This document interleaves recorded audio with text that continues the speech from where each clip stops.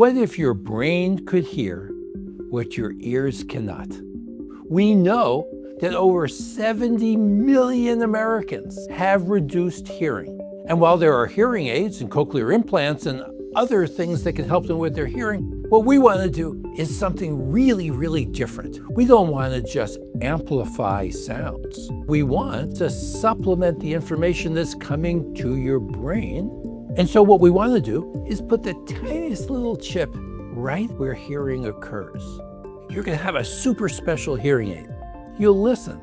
The brain will hear what you're trying to listen to and then determine what information do you need to make that clearer and automatically give you that information. And so the combination of this super special hearing aid plus this chip in your brain is going to give you this amazing, hopefully, hearing.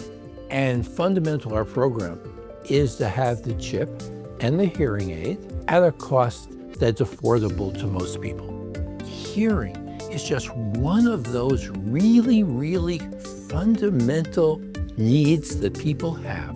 And if we can do something to help people to hear, oh my gosh, wouldn't that be wonderful?